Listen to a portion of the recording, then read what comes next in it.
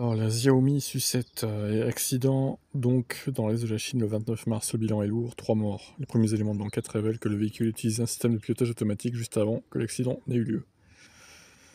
Peu avant la collision, elle roulait à 116 km/h sur une autoroute de la province d'Anhui en Chine.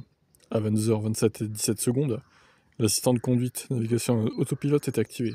À l'approche d'un chantier, donc, à 22h44 et 24 secondes, le véhicule a déclenché une alarme et est passé en mode manuel. La voiture a alors freiné, mais quelques secondes plus tard, 2 secondes plus tard, elle s'est écrasée contre une barrière à une vitesse de 97 km/h. La voiture a pris feu et 3 personnes ont perdu la vie. La raison pour laquelle la voiture a percuté l'obstacle fait toujours l'objet d'une enquête. Xiaomi a accepté de remettre à la police les données relatives à la navigation et au système autopilote. Dans une déclaration officielle, la firme rejette, pour le moment, une partie de la responsabilité sur le conducteur en affirmant qu'il avait le contrôle du véhicule. Selon les informations préliminaires, le véhicule était en état de conduite intelligente assisté avant l'accident. En raison de travaux de construction, un barrage a été mis en place pour dévier la circulation. Le véhicule a émis un rappel après avoir détecté les obstacles et a commencé à ralentir. Le conducteur a alors pris le contrôle du véhicule et est passé en mode conduite assistée. Suite à l'accident, la réaction des marchés a été immédiate. Les actions ont chuté de 5%, mais Lei Jun, patron de Xiaomi, ne semble pas plus inquiet que ça. Il a promis une coopération totale de son entreprise avec la police. Quoi qu'il arrive, Xiaomi ne se dérobera pas. Non, mais encore une fois, c'est comme les accidents sous autopilote Tesla.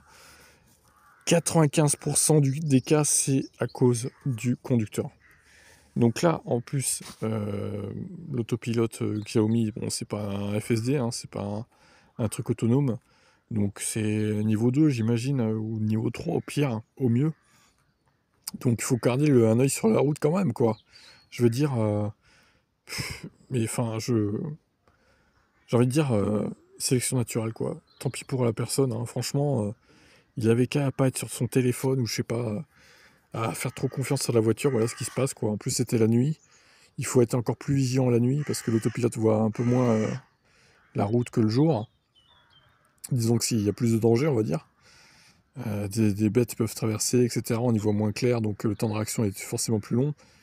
Donc bah voilà, bah, j'ai envie de dire, hein, tant pis. Hein. Et j'espère que ça ralentira pas Xiaomi dans sa quête de la voiture électrique parfaite. Allez, vous en pensez quoi de cette affaire encore?